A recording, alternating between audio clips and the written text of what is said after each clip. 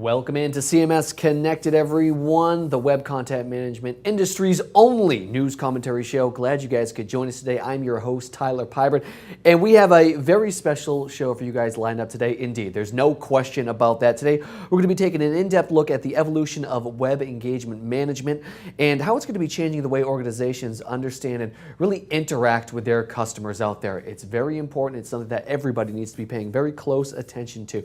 And of course, in studio, joining us, as always, my co-host, Scott Lewer. Scott, how you doing today? I am good, Tyler. Very good. Thank you. We've got a pretty good show lined up for everybody today. An interesting topic for sure. We have a great show. I love the topic. I want to dispel some myths today. I'm really excited about this topic. Good. Anxious to throw away some of those myths indeed. And now also joining us in just a few moments, we're going to be having Kevin Cochrane of Adobe and Todd Schwarz of Acquity Group is going to be joining us in just a few moments. So make sure you stick around for that because you're not going to want to miss what these guys are going to be bringing to the table. We've had some interesting conversations already. So trust me, you're going to want to hang on to it and see that as well. So, before we begin, of course, we always have to acknowledge our CMS-Connected sponsors who really make this entire show really all take place and put it all together for us and help us out. Falcon-Software, first of all. Falcon provides web creative, e-commerce, content management, social media, and mobile solutions for organizations across the globe. And we also have to recognize Digital Clarity Group. DCG is a research and advisory firm focused on navigating organizations through the digital transformation process. All right, so with all that in mind, let's kind of get into the top news stories and events from really around the CMS industry right now and kick things off. And let's talk about some of the positive news from the job front, which is everybody, no matter what industry you're in, but specifically the CMS industry, with what looks like the signs of recession relief with new job openings organizations like Sitecore, Autonomy, Bridgeline, Adobe, just to name a few. Very cool. Let's go ahead and let's get into this one. On May 10th, Samantha Pua wrote an article that was posted on CMS Wire, and in the article, she lists off great collections of CMS industry-related job opportunities. So Scott, what's your takeaway from the recent flood of opportunities out there? And is the economy turning over? I mean, this is a political question, but as far as the CMS industry is concerned, what's your thoughts on it right now? Yeah, sure. I definitely can't comment on the economy at large. But I'd say, to be honest, we didn't have that much of a depression in the CMS industry. I mean, I've mentioned this before, especially to some of my clients from helping them with these selection projects, where folks who think that they can go it alone and just put out an RFP, for example, and cast it out to a number of vendors, are sometimes surprised when those vendors don't respond to them because they're being flooded with them. There's a lot of growth. There's a lot of people buying in this market today, and it's pretty interesting. I'm not quite exactly sure why that is. But it's pretty interesting. Now, let me ask you this, because anytime we hear these types of numbers kind of being put forward, and we're hearing, oh, they're creating thousands of jobs, they're creating 50 jobs, a dozen jobs. Yep. Is there more to it than meets the eye? Is this really just face value, or is there a little bit more depth to the companies itself? No, I think both. I think, to be honest, there's a lot of growth here from an innovation standpoint. Right? We're seeing a lot of innovation. Certainly everybody is going to the web. Certainly digital marketing budgets are becoming a much larger share of the overall marketing spend, right? We're seeing that year over year. This is where where companies are putting their money.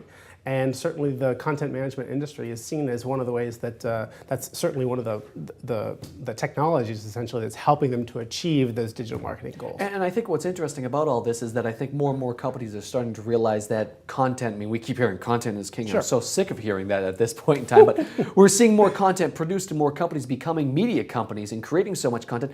They need a way to actually harness it and figure out, okay, what am I going to be able to do with all this? We can't just have it live staggered all over the place. Yeah. They're starting to come to more of a realization.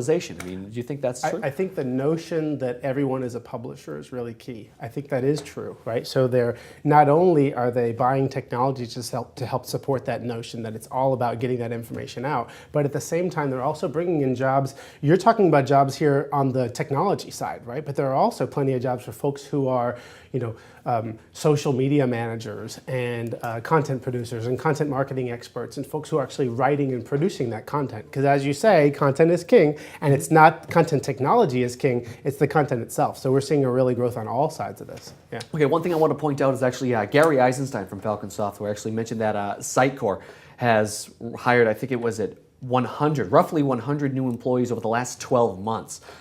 That's an insane number we're talking about here, isn't it? There's a lot of growth, and I think Sitecore has definitely been seen as one of the CMS vendors that's really growing strongly. But they all have, and we're going to talk a little bit later about some of the other companies that have really great years in 2011, and they're all hiring everything from folks who are in the open source side and commercial open source through the proprietary vendors to the kind of fringe technologies that are involved in this. I mean, it really is growing. Investors are putting money. I'm getting more and more calls from financial investors who are looking to find out what products can they go pick up. I was going to say, growth is good no matter what industry you're in. I think everybody can attest to that, whether it be jobs or whether it be by way of acquisition. And that's, in fact, what we're going to go ahead and jump on right now, because Episerver, which itself was purchased by the private equity firm IK Investment Partners in 2010 and bought Media Chase in March 2012, has now purchased the Swedish enterprise search solution vendor 200 OKAB. Now, according to Episerver, the cloud-based Truffler application by 200 OK can handle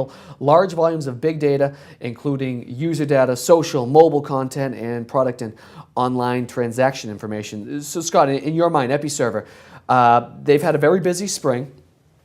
Is it a good acquisition by Episerver, though? So this is a very interesting one, because I actually don't have a lot of firsthand information about this Truffler product. I had to look it up in preparation for the show, to be honest with you. You know why? And what I figured out is it's because it's only been around for 8 months, right? Yeah. So in fact, it's a couple of guys who are Episerver MVPs, right? And they went out and they said there's got to be a better way to do search.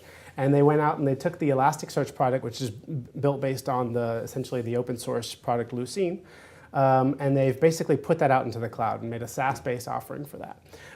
And so they built a product off of that, and they were selling that. And I think it's nice for Episerver for a couple of reasons.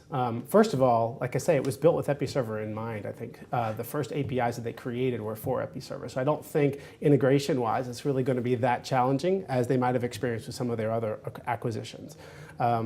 So I think it's made for it, which is nice. I also think that it's really nice to see more consolidation between the WCM vendors and the search capabilities. How important is that? Go into that a little bit more, too, because I think that's an important thing to note with all of this. I think it's really key. I've been talking about for a long time that I'd like to see. We've seen consolidation. We've seen autonomy by Interwoven, and we've seen a number of these large, but I haven't seen the innovation come out of it. I haven't seen what I was looking for. What I'm looking for here is we talk about engagement as being a two-way conversation, right? Yeah. It's about exactly, how can you persuade your audience, but first, how can you perceive what they're trying to tell you?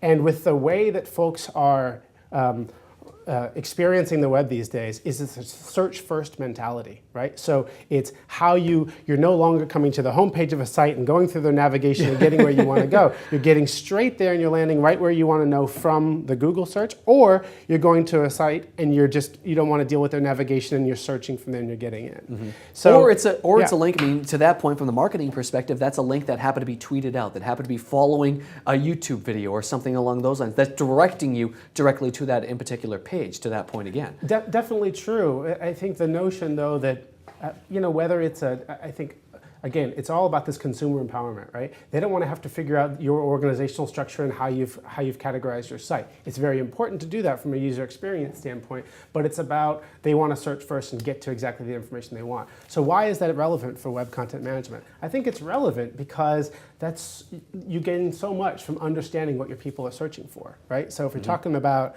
you're trying to perceive how they are from their personas out in the social world, okay, fine. But how about what they just told you the information that they want, which is what they sought, right, on your site. So you can completely start, when you talk about being able to infer a person's interest based on their information they're giving to you, it's not just about what they're browsing on, but what are they searching for? And the ability to kind of tie in search at a deeper level with web content management is going to help you optimize. What did people search for when they actually ended up going to something? And that's going to help you understand they're relating this particular topic to this content that you've got. That's helping you optimize such that now you can start to perceive when you're writing your content, how are people getting to it, in what ways, because that's their perception of your content. So now you can optimize it in ways that's going to make it much more intuitive for your audience, I think. Okay, so a little bit earlier we were talking about Sitecore, and I actually want to almost go back to Sitecore right now, because on May 17th, basically few weeks ago, really, Sitecore announced it has actually partnered with Brightcove, a leading global provider of cloud content services,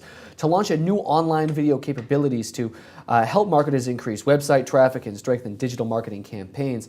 The new Brightcove Video Cloud Connect for Sitecore, developed in partnership with agency Oasis, enables customers to sort, manage, and publish video assets directly from Sitecore's web content management system using the Video Cloud online video platform. So, Scott, what do you think of actually Sitecore's latest partnership? Because I mean, here we are on video talking about this as well, so it's pretty interesting to see the latest. Exactly. Our reason exactly for going to video, right? I think video is the content that people want to have, and the question is about how can you make that, with the written word, it's very easy for people to find that content, and how can you find content when it's in the spoken word, right? And how can you modify, attach that content to metadata and information so people can find that? How can you chunk it up to smaller pieces so that they're not having to sit through this entire 1 hour video, but can find us in smaller chunks? Exactly. So folks are going to video, and everyone is realizing that video is the key. It's not really anything new. It's nice for Sitecore to put out a press release that says that they've got this relationship, but so do many other vendors. Kevin's here from Adobe. They've got a relationship with Brightcove. So does Ectron. So does Drupal. So do a number of other ones. So well, they're the leader. I mean, everybody wants to have that. I mean, that's the thing. When I look at it, I laugh. I mean, I've grown up in this industry of video, and everybody says, okay, online video, who do you really talk about? You go to Brightcove. I mean, that's the way it ends up working out, and that's the interesting point of it all. It's the enterprise answer, right? Because, but many in the enterprise today, they're trying to figure out how to solve this problem, and I think that's why we're seeing this real, we just saw it, damn New York, the digital asset management. I was going to say, I'm a Boston guy, so you could say that any day of the week. Damn Yankees.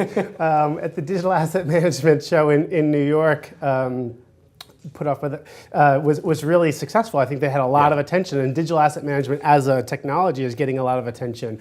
I know Adobe has something to say about that too, but just in general, I think folks were using, the only option that they had really was YouTube, right, or Vimeo. Yeah. And so they're trying to pull that into the enterprise, but there's a lot of downsides for that. I mean, that's what your kind of typical user like you and me are doing out with our videos of our kids. But I want to go back to that again, because you used the word for the enterprise. Yep. And we need to make sure that we actually separate the two, because it isn't, the stuff that your buddy down the street is producing. We need to make sure that it does have that level of professionalism. Yeah. But also video, for the main fact that it is still that authentic voice, but you actually are adding just that level of enterprise into the mix, really. Yeah, absolutely. And we're seeing more and more evidence that the enterprise is going to the cloud, right? Because Brightcove is a cloud-based solution. And so it's just one more thing that's kind of a low-hanging fruit for getting your data out into the cloud so that you're not having to source it locally. And so Brightcove is one answer to that from a video perspective. I think it's a great move for Sitecore. I think it's a great move for all the others that have done it as well.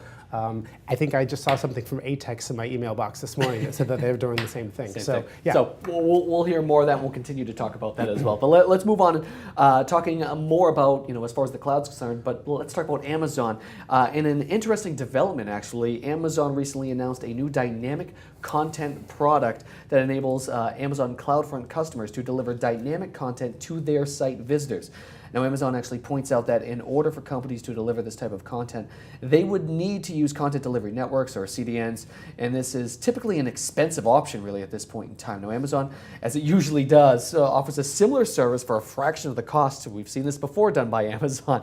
It sounds like a cost-effective alternative to more expensive CDNs, but I would imagine that you'd actually need to be more sure your content is ready to take advantage of this. I mean, am I right in saying that, or no? You're definitely right in saying that. This is they're taking a little bit of a few liberties with this announcement here. Certainly Amazon Web Services and Amazon Cloud is a really nice offering, and it's making it cheaper and easier to get your data out in the cloud. Again, more evidence that folks are pushing to the cloud.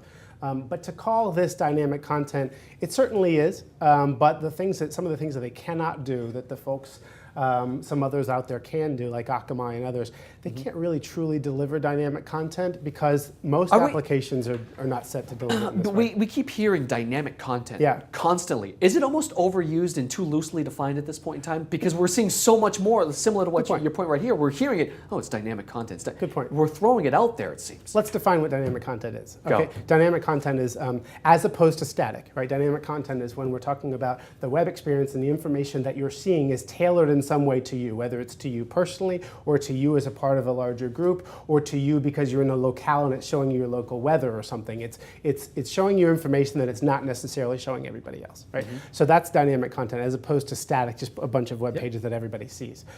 Amazon, prior to this announcement, was only able to put out static content. They can cache it. It can be, so I won't go into the technicalities of why that's much easier. The way that they've launched this, the applications, the way that they send information back to and from the browser about the information that it needs to know in order to tailor that experience, most web applications are using a method called HTTP post, and essentially it's got to be able to do that. It doesn't today. It's only using kind of the trickery of the URL, some ways of, I won't go into it, but point is, many applications are delivering dynamic web content in a way that Amazon cannot yet support. So it's nice, but it's going to do things like hello Scott and the weather is 66 degrees because it can pass that little information in the query string in the URL. It's not going to do your kind of deeper level stuff. It also doesn't support SSL, which is about security stuff. So if you've got any support of doing it with your bank or any information that's more secure, a bank is actually an extreme. There's plenty that's not that extreme. It's not going to support that either. So as far as with something like Amazon, I mean, they've got budget, they've got money. We know that. I mean, are they going to develop that or what? It's interesting. I was actually sorting around through their kind of user blogs, and people were saying, you don't support Post yet. Why not support Post? And they basically said, oh, let us know what you want to do there, as if this was news to them. It was kind of a weird response to the user community because the techies know that this is, kind of a disappointing thing. So, I think they'll do it. I think they'll get there. Whether they'll get there and be able to keep the same level of kind of cheap offering versus the optimized and all that is another whole question. Yeah, I was going to say, we'll see exactly what happens with that. But let's go ahead and let's move on because we're going to be touching upon Adobe, because since Adobe actually purchased Day Software and Omniture, it's been working hard at building a suite of web content management and web experience management products. To that end, last week Adobe announced a new cloud web experience product called CQ Cloud Manager. Now, according to Adobe, this product gives you all of the advantages you would expect from the cloud, including only paying for what you use, scaling to meet unexpected demand, access to detailed analytics, and a meter that actually tracks your usage of the cloud service itself. It's a mouthful. I was going to say, I'm just going to continue talking on this. So actually, before we actually bring Kevin Cochrane in, maybe we should kind of take a look at the CQ Cloud Manager and put it kind of through the ringer, if you will, Scott. So kind of give me your thoughts. Okay. So Kevin's watching us right now, so you're going to have to be easy on this as well. So let's go ahead and say that the heat is coming in here, that's for sure. But give me your thoughts on it really right now. I'm not going to try to speak for Kevin here, but you mentioned that CQ Cloud Manager. Certainly that was the announcement there on the 15th because at their digital summit over in London. But it's actually a couple of products there. Cloud Manager is essentially just the monitoring ability that you can have to watch your various clusters that are out in the cloud, spin up a new one, make sure that they're all systems go and they're green lighted and stuff. So it's just basically an interface for your more technical administrator, and I guess for your marketer too. They'll claim that it's for the marketer. I'm not sure how many marketers care about that, but to be able to kind of watch and make sure that your CQ Cloud instance is all running nicely. I think CQ Cloud is the bigger announcement, which is the fact that they're essentially launching the Adobe CQ product 5.5 out in the cloud. That's, I think, probably the bigger news here than just the Cloud Manager. Okay, well, why is that? I mean, why is that the bigger news in your mind? I mean, your thoughts? I think, again, we're moving to the cloud, right? So, everybody. Once again, everybody's moving to the cloud. In this particular case, this is not a SaaS model. This is what's, single tenant situation where essentially rather than hosting it on site, they'll host it out in the cloud for you through CDNs like a Rackspace and others that are out there, big names that you know. So I think that was a big announcement because I do still see, we've talked about SaaS before, so we've talked about kind of cloud things before. I think the challenge here with this for them is that Adobe has a great, facilitated much by Kevin, a great offering which speaks very clearly to the business, right? They talk to the marketer. They kind of have worked with the CMO's suite for a really long time, right, in terms of some of their Adobe, historical products. I think the question in my mind is whether or not when moving to the cloud, when you're trying to get those customers to move to that subscription model in the cloud, what is the business value that you're telling them? Because they typically, the way the cloud has sold is to the kind of the geeks in us, right? Yep. It's about, oh, we'll take your servers and you don't have to worry about that. You can push them off and you can spin up new ones and all that. That's something that an IT guy wants to know. That's not Adobe's typical sell to the marketer. Yeah. So how are you going to convince them that there's good business value in moving to the subscription model? I'm sure they've got a really nice spin on it, but it's kind of typically a geeky thing. It's kind of, so I don't know. It'd be interesting to see how Adobe does with this, because they've had this great business. They catch the business guys. They talk all about business value. Then you talk about moving to the cloud. You've got to switch that conversation a little bit to the same guys you're selling to about going off premise, and it's just not something that a typical marketer cares that much about. Yeah. Okay. Understandably so. So again, it's the geeks in all of us. That's the way it's going to end up working. So right now we're basically going to continue our discussions all about Adobe. We're actually going to be diving into a discussion on the evolution of web engagement management. That's what everybody is actually kind of looking at and looking a little bit more towards at this point in time. Now it seems that really in today's challenging business climate, consumers now increasingly expect rich, highly relevant content as well as immersive community features from the websites that they in fact visit. And that's something that everybody, in particular, as what Scott was talking about just a little bit earlier, was mentioning as well, everybody is kind of assuming is going to be happening. And it goes back to that dynamic content that Scott happened to be mentioning more than anything, because they expect it. The consumers are the ones going to be driving the marketplace at this point in time. It's not necessarily the businesses. This is something that we've seen, many moons ago, basically 6 months ago, when the companies were out there saying, here, this is what's going to be taking place, and you guys have to fall in line and figure out what we're going to be doing. No, the consumers are actually the ones that are driving these changes and really driving these developments. So, here to talk a little bit more about that and the technology landscape a bit more, we welcome in Kevin Cochrane, VP of Enterprise Marketing at Adobe. Welcome to the show, Kevin. How you doing? Great. I'm glad to be here. It's going to be exciting. Well, we felt the heat radiating from you just a little bit as we were talking about My you. ears were burning listening to the conversation. There's many times I wanted to jump into the studio here and add my perspective.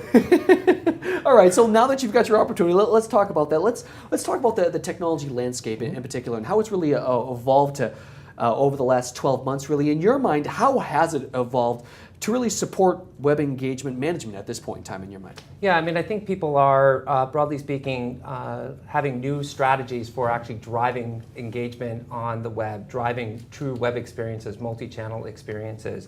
And I think there's a confluence of factors here. People are looking to build brand in a new digital age. They're looking to spike demand and really have marketing take responsible for driving top-line revenue growth. And there's a confluence of new technologies that are enabling people to do more things on the web more quickly to drive consumer engagement. That's everything from leveraging the cloud to be able to spin up new multi-channel marketing campaigns very, very quickly at low cost. That's integrating various technologies like video that drive very, very high forms of customer engagement. And that's using new forms of analytics on what people are doing online and using that to really drive optimization of behavior. So things like were mentioned earlier, things like search. What are people searching for? What are the conversations that they're having on your website and various external social networks? How can that actually feed information about how you can better target and optimize the experience? I think he's clearly been listening to the show because he basically summed up everything that we've been talking about over the last 30 minutes, right? Sorry for everybody for the first 20 minutes. Yeah. So we've talked about this before, that I just don't see. I know that your product is called Web Experience Management, and you've used that label quite a bit. I talk a lot about web content management and some of these other products as enabling the notion of web experience management. Is that how you see it as well? Or do people feel like they're buying web experience management when they buy Adobe? Web experience management, it's a solution. Okay, a solution is really a combination of different products. And the solution really aids and abets a strategy that your organization is looking to drive in order to transform how they engage their consumer audience. There's many technologies that come together to effectively implement a web experience management strategy. Sure.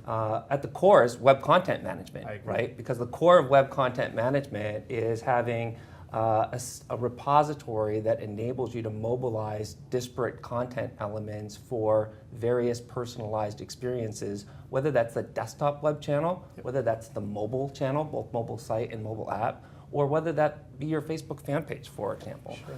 But there's other core technology elements as well. Search, you mentioned that. Yep. Search is absolutely critical and essential. digital asset management, because if you're going to engage customers, it has to be compelling, it has to be a brand experience, it has to be something emotional that resonates with your customer. Particularly forms of digital assets like video are critically important. Other technologies, however, include things like all of your social capabilities, whether that's your social media monitoring capabilities, or whether that's actually your social communities capability, the ability to enable people to comment and rate and add to the conversation with their own forms of generated content. So how about all those customers out there, though, that whether they have bought the full Adobe suite of all those capabilities, many of which you supply, or they've got a best-of-breed notion, they've got a number of them, they're sitting on all that technology today.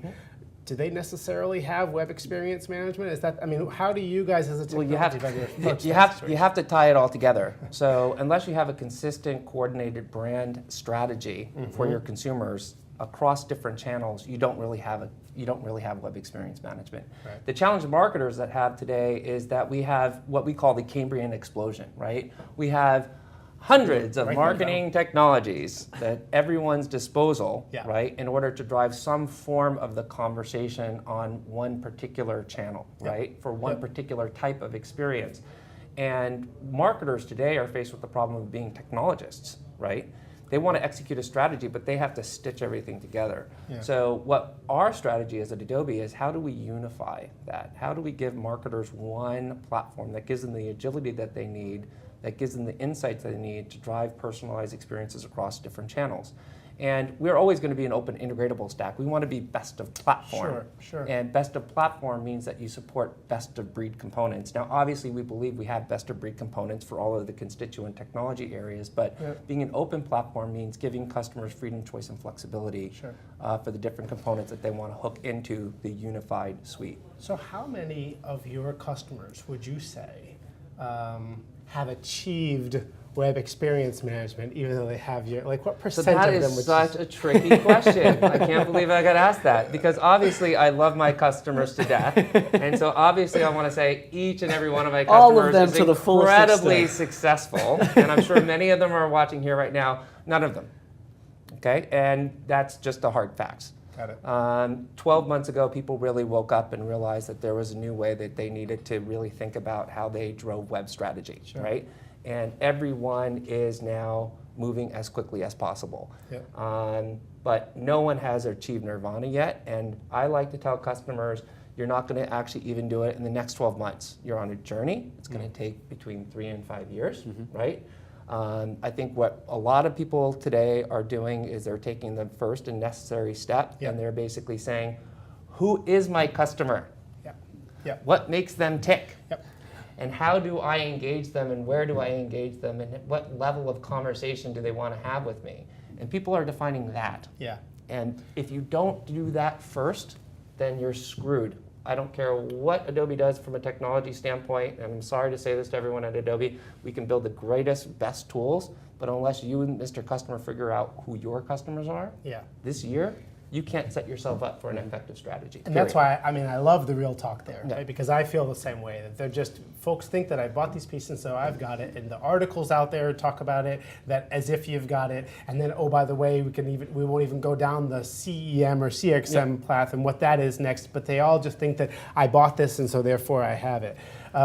But it's interesting, you know, what I like to hear, what I've kind of come to realize here is this mobile spread, right? When we're talking about now device specific and folks are accessing it from a contextual standpoint, we're looking at that. I really love this notion of, again, audience-centric delivery, right? And listening. And so now what mobile, I think, is, and I want to hear your comment on this, is that mobile has forced the marketer to say, hey, if I had to show them anything, what do I want to show them? And so therefore you've got to think, okay, well, who's them? And then what are they interested about me? I just think it's really driven them towards that. Is that absolutely correct. So mobile has been the forcing function. And it's been a forcing function for actually 2 reasons. The first, readily obvious to all of us, we have to do something about mobile today. There's an urgency there, right? Everyone's got to engage on mobile devices. But the second one, which I think people focus less on, is in terms of understanding who your customer is and what they need at that moment, mobile forces you to really think about that very, very carefully, very, very succinctly. So that's why at Adobe, you know, better part about 2 years ago, maybe 3 years ago, actually, if you go back to Day Software, we came up with this attitude of mobile first, which is I'll be honest with you guys, I'm really tired, right, of going in front of a customer and having them say they're going to re-platform their website, and then they break out and show me the mock-ups of what they're going to do. And oftentimes I simply say, you know, that's great. I think that's really wonderful, but let's actually not look at that, because actually I don't think that that's really the most important thing right now. Yep. What you haven't told me is who your customer is and what you're doing to engage them on a mobile device, because I guarantee you, the first interaction you're going to have with them is going to be on their smartphone. It's going to be on their iPhone. Well, I was going to say, right? to be completely honest with you, I had an interview, Tim Hayden, just a few weeks ago, and he was all about mobile. And one of the things he happened to mention about mobile was, said it's basically the glue at this point. Yep. Every single part of it, whether it be from the WCM standpoint to the content that reaching the people's fingers, it's the glue that holds it all together and really grabs the consumers, and they're the ones that are sticking to it all. Yeah, and I think that there's two parts of the challenge here. Is I think that a lot of marketers, a lot of people that traditionally owned the web channel don't yet own the mobile channel. So I think that there's just some organizational dynamics, which is they're going to re-platform the website because that's what they can do, right? But there's a separate mobile apps team on the side over there, or there's a separate agency, someone else engaged over there, that they don't control, so they don't own it. So they just don't do it, right? I won't name a customer, but I was at a customer a couple weeks ago, and that's essentially what they said what the problem was. Yeah. My point is, okay, let's take the time to break down the organizational barriers, reach out to your peers, friends and colleagues over there, and let's get a holistic strategy, because from a customer perspective, they don't really care the fact that you don't own it. They want to have a consistent brand experience across the different channels. And I also think we haven't easier been able... said than done, though. Oh, right? yeah. I mean, we're seeing, Come like on. you said, the marketers You becoming know. technologists. That's the the hardest groups that have part. to get together now. I mean, this is really, it's much more than a technology It's much issue. more it's than about technology. It's a about lot of people and, who are owning well, this think stuff, about yeah. it, Scott. I mean, you were there in the early days of just even the web. I mean, content management. Think about the organizational boundaries and silos that needed to break down. We needed to retool our organizations. We needed to rethink roles and responsibilities. Content management was very disruptive in 1999, 2000, and 2001. And effective strategies for customer engagement, customer experience, and web experience, it's the same thing all over. It's forcing people to redefine their roles, their relationship with their peers and colleagues. It's disruptive, not just from a technology standpoint. It's disruptive from an organizational standpoint. Okay, so I'm going to basically, what I'm going to do right now is I'm going to stop you right there. We Yeah, continue the I conversation. can talk about this I was all gonna say, day. we've Bring got it more. on. Trust me, folks, there's a lot more where this came from. So we're going to take a very quick break, but when we return, we're going to continue the conversation with Kevin. And actually, Todd Schwarz of Acquity is actually going to be joining us via Skype. And obviously, we've got coming up Open Text in the Spotlight, as well as Rapid Fire with Scott Lever. So don't go anywhere. You're watching CMS Connected here on the Pulse Network. Businesses today demand a powerful web content management and online marketing platform that can provide the best value at an affordable price with unlimited website possibilities. Kentico, the .NET Enterprise Marketing Solution and web content management platform of choice, powers more than 12,000 websites in over 84 countries, which means you get a stable, well-tested solution. Fully loaded with over 350 web parts and controls and more than 80 extensible modules. Kentico provides you with a fully integrated solution for building your online presence and running successful online marketing campaigns. It allows you to quickly launch an effective B2B or B2C site, intranet, online store, or branded online community, fully integrated with Facebook and Twitter. Organizations need to be more effective at catering to the personalities of their site visitors and the way they consume information. Sites need to more dynamically adjust to each site visitor to optimize their experience. Kentico EMS delivers a complete customer experience management platform that provides all the necessary capabilities for interactive marketing, from planning and conception through optimization and execution. And lastly, analysis. Gain the insight required to analyze your marketing performance. Align the content, execution, and analytics critical for successful interactive campaigns, speeding delivery, and optimizing return on investment. With a fully integrated set of online marketing tools, Kentico EMS can improve your online marketing efforts, which allows you to focus on what's important, making your business successful. Test drive Kentico EMS today to get a complete appreciation of all its powerful features and capabilities.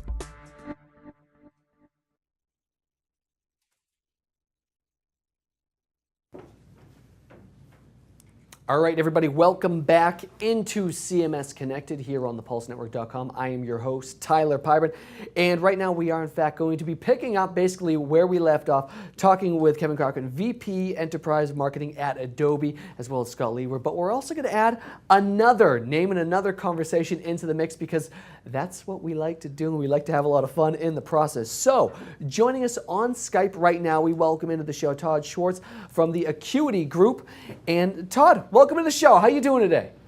Great. Thank you for having me. Appreciate it. No questions asked. So what's been very, very cool, Todd, I know that you've been hanging back, having the opportunity to basically listen to us as we go along. So really, what's your role? What's been the Acquity Group's role in this? I mean, kind of give me your thoughts on what we've just been talking about the last several minutes, really.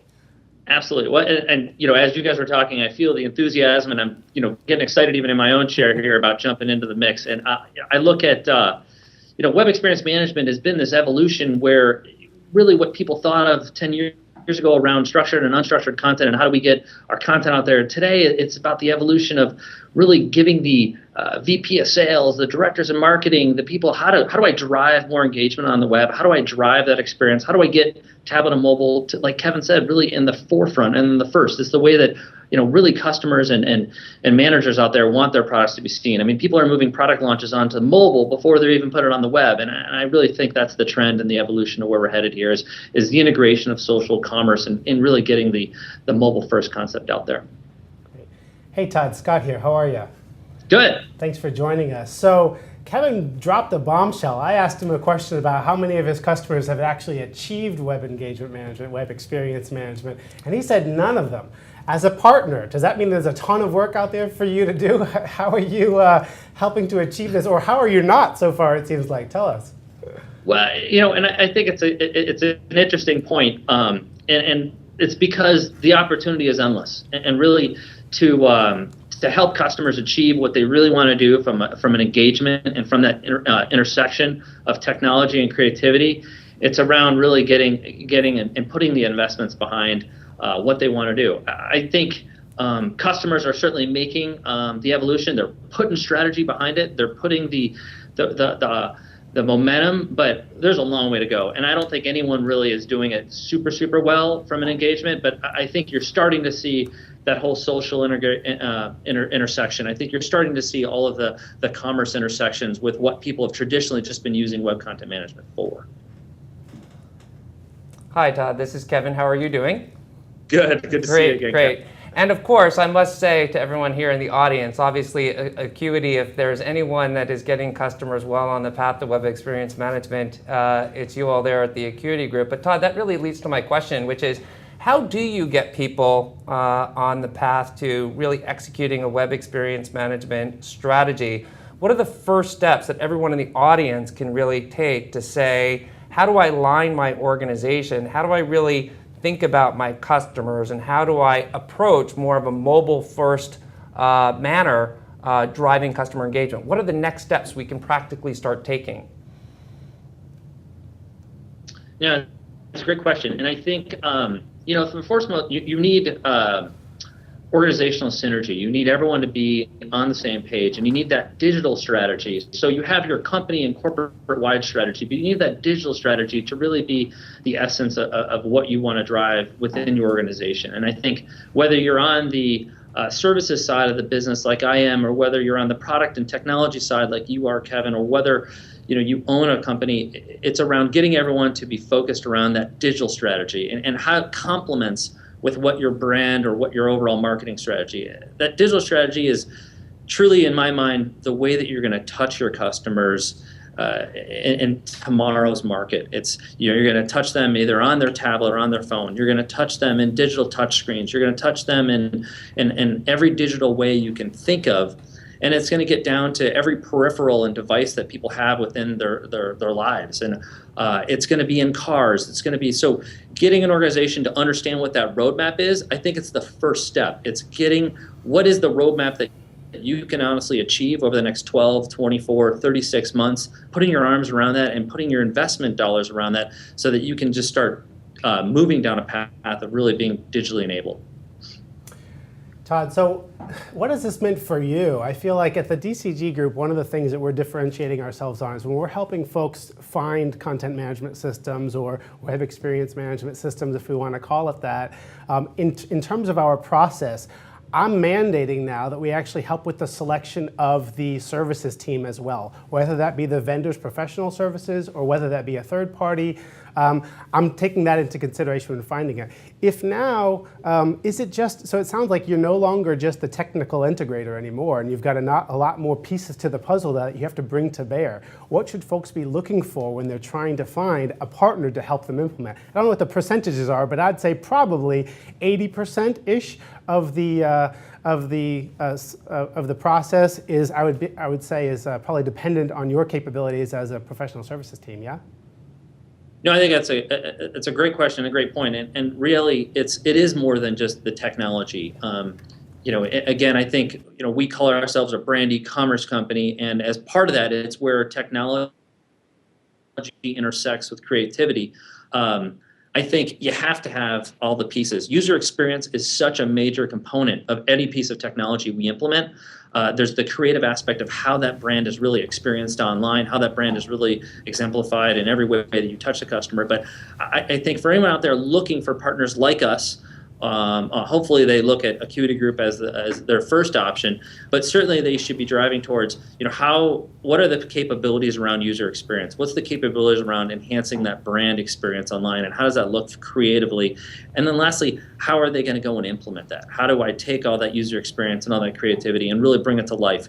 Whether it's, again, desktop, mobile, TV, tablet, it's all three disciplines. And if you don't have that strategy that governs all of that, you're really going to be lost. I think that's really key and important, and I'd almost go so far as to say that today, while folks look to a technology first, there's all kinds of information out there about how to select a technology, what some of the differentiators are among the technologies, that sort of stuff. I would almost say that I've seen many customers start to care less about the .NET versus Java and that whole sort of thing. They should almost go and find themselves a services partner that understands their business really well, gets this whole thing, and the technology is almost secondary. I mean, I know I'm within arm's reach of Kevin, but do you agree with that?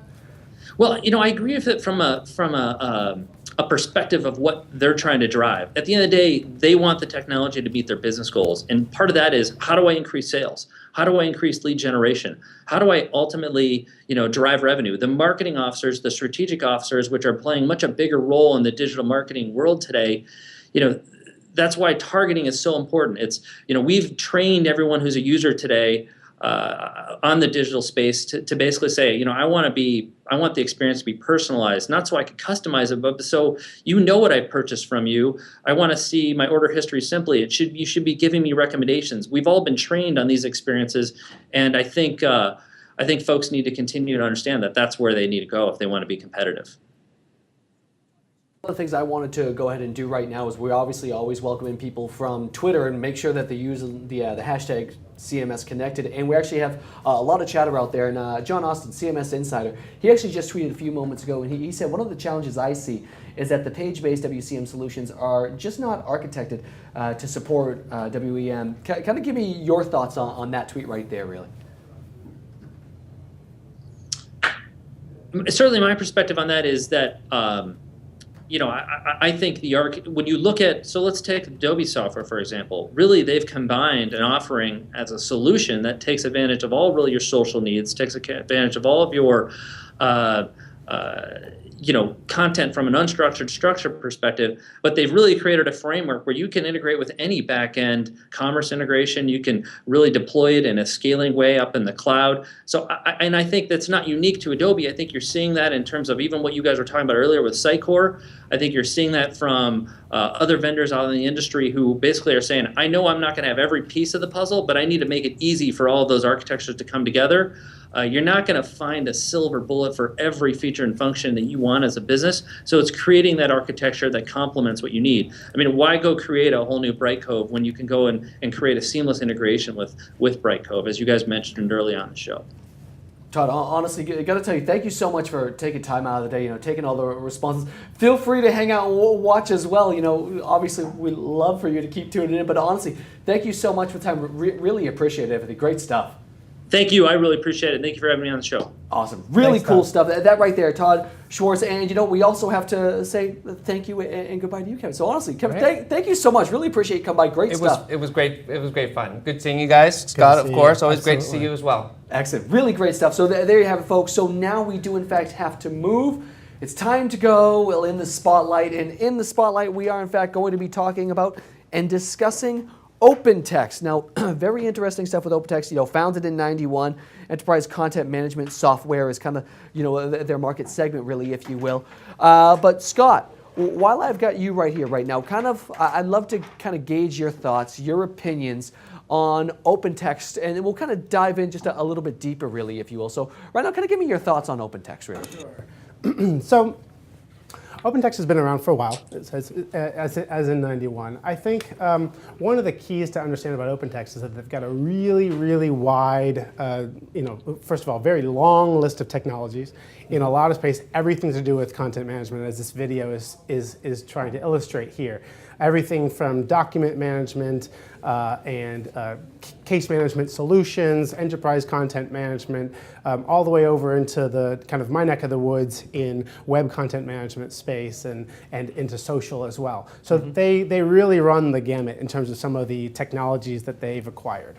I was going to say the technology that they've acquired, and there's a lot of them. There's a lot of technologies out there. I mean, you look at their suite of products, and we'll use that term, but they have so many products in there. I mean, obviously they just acquired Vignette. Kind of give me your thoughts. I mean, they've got Red Dot. They acquired Vignette. Are they conflicting at all? And do they have other products that are conflicting as well?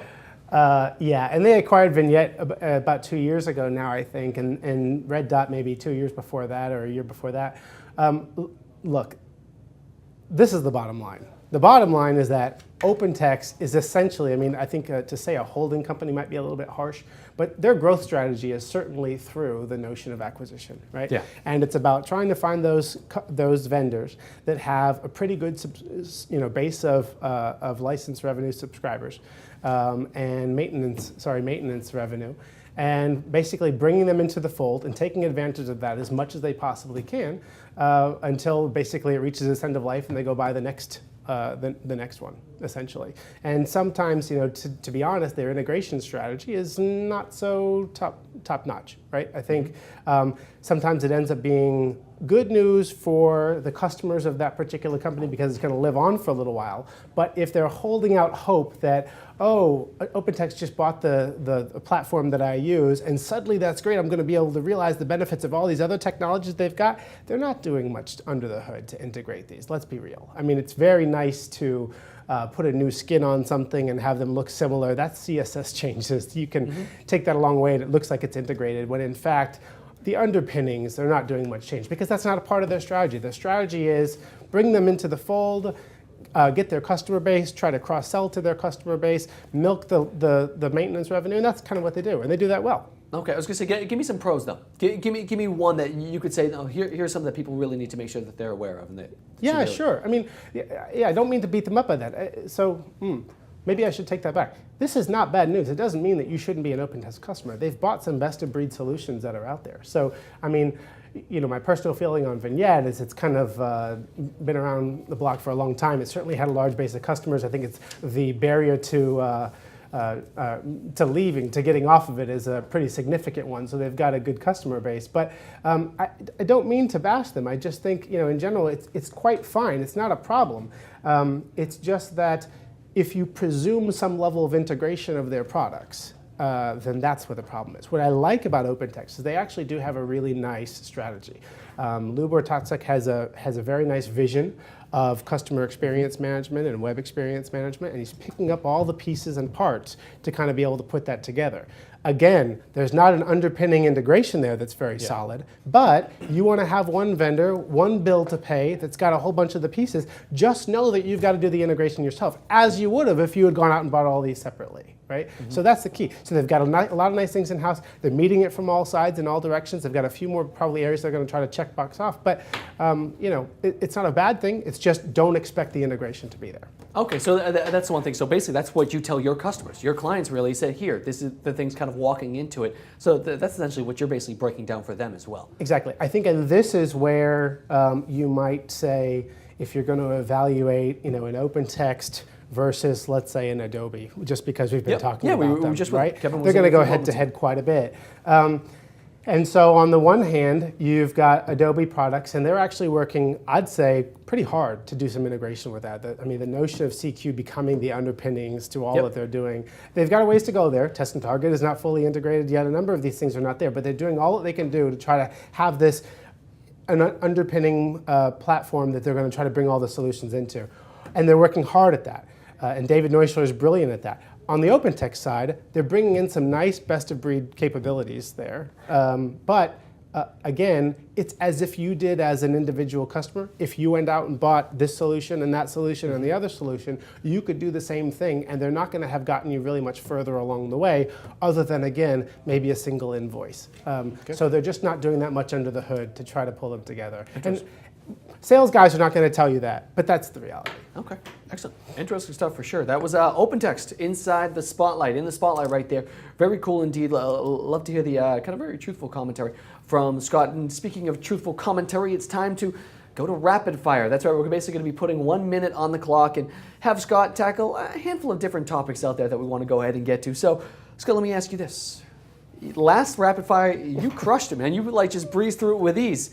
What are you thinking about today? We should be good? We're going to be okay. I think we're going to be okay. As okay as we were last time, I hope, but we'll see how it goes. All right, excellent stuff. Let's go ahead and let's get to rapid fire right now. First off, we're going to be talking about Hippo reports big growth numbers in 2011. So Hippo recently joined the growing parade of open source content management systems that are reporting big growth numbers, growing at a rate of more than 25% in 2011, reports Hippo's chief marketing officer.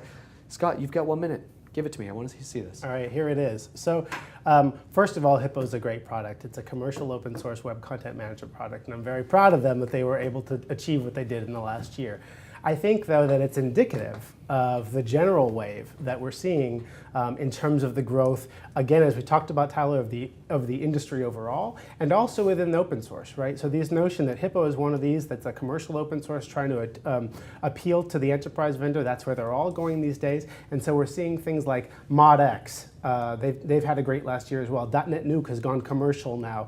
Drupal is going commercial in terms of Acquity's offerings, and they're all doing pretty well. Nuzio reported some great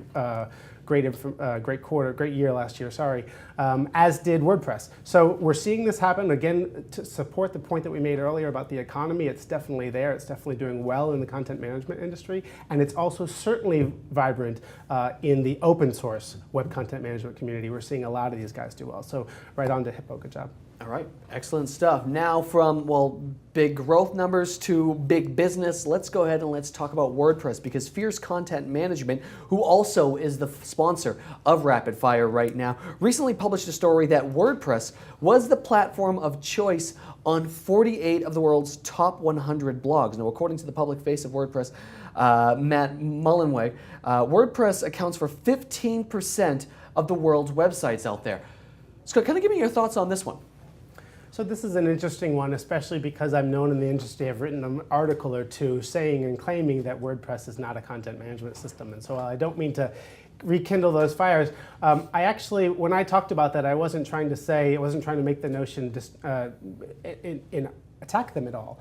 WordPress is obviously popular. As a matter of fact, Digital Clarity Group just launched our blog, digitalclaritygroup.com, on WordPress just this past week.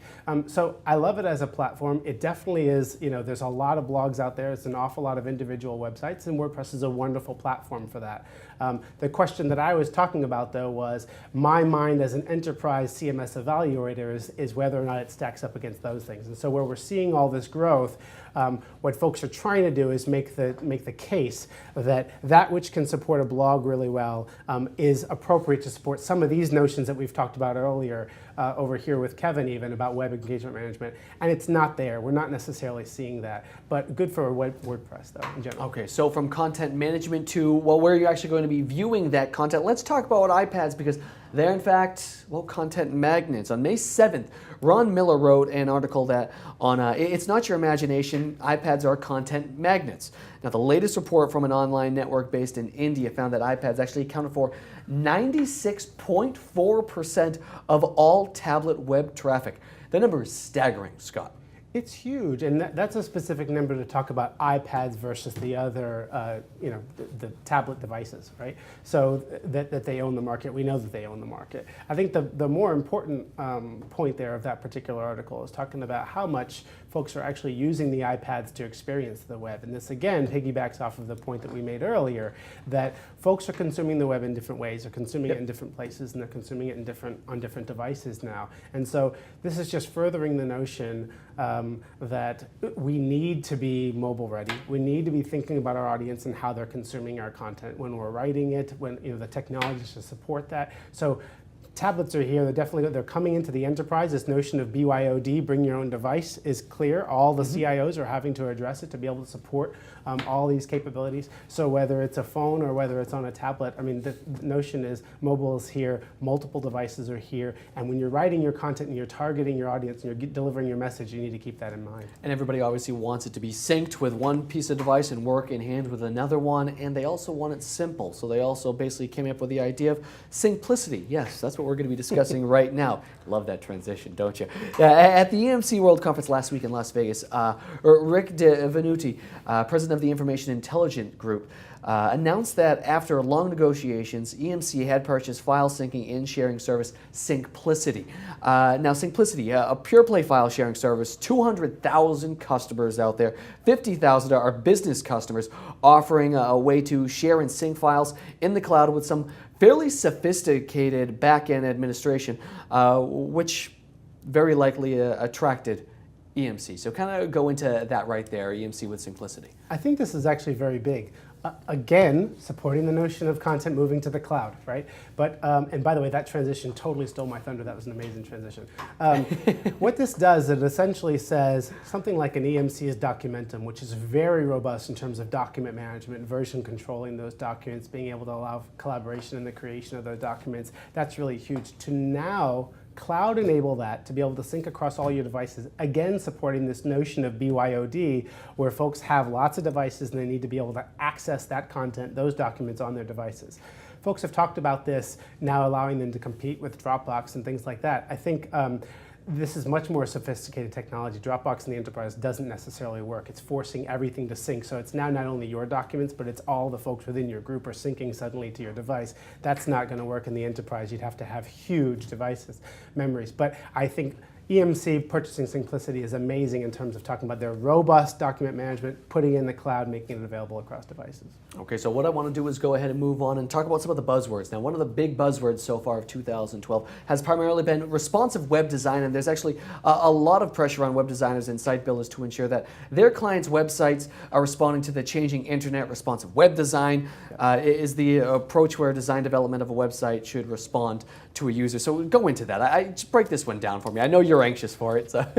Yeah, and I know we're running here at the end here. Responsive web design is all about essentially being able to take that experience, which was intended for a larger screen, and be able to pull it down in a meaningful way onto a smaller device, right? And so responsive web design is all about the front end of that, being able to automatically kind of detect that device, the size of that device, and allow somebody who has kind of previously thought about how they wanted to prioritize this content in a way that's going to be meaningful. What should you allow the user to focus on when they're there? What should they say first? So it's about being able to kind of squeeze that down and fit it all into one place. I think the key, and we've talked about this before, is it's not just about squishing it all in though. It's also about selecting and deciding what information you don't necessarily want there. Because again, back to that notion of that Kevin was talking about, having the audience's thoughts and scenarios in mind. What are they looking to do when they're on that device, when they're kicking back on their couch, or when they're on the train? It's going to be a different intentions. And so responsive web design is there to help you facilitate that. Okay, the last one we're going to go ahead and get to, top 10 reasons WCM projects fail. An interesting webinar coming up. Break it down for me. Sure, and I actually didn't witness this webinar. I think it's really nice, though, to talk about some of those top 10 reasons. Falcon-Software and Elcom did this top 10 reasons. I think their number one was documentation, which was kind of interesting to me, because I think it was good, though, that they highlighted that it's all about the services team, and it's all about thinking about your audience, and it's all about the content itself, and not just about the web content management. It's about the change management process that you need to have in place from a people and responsibilities perspective, again keying off the points that we made earlier with Kevin. So I think it's good. You should go check this out. They've got some good content there, because it's really good to look out for what are those things. It's not about that selection. You think that all your work is done when you focus on picking that number one product that's going to do it for you. It really then, that's only the first part of the job. You've got to get out of the gate and now align your team correctly, align your governance processes correctly, align your content correctly, and those are some of the real keys to making it successful. All right, there you have it, folks. Rapid fire, CMS Connected. Absolutely love it. Good stuff today, Scott, as always. It was a great conversation. I enjoyed today. Excellent, without question. So, for Kevin, for Todd, for Scott, I'm Tyler Piper, and want to make sure we say big thanks to Falcon-Software, as well as Digital Clarity Group, our sponsors of CMS Connected. I want to thank you guys for tuning in. Make sure to sign up for the June show right around the corner, just a month away. We'll see you guys next time right here on CMS Connected. Thanks, guys.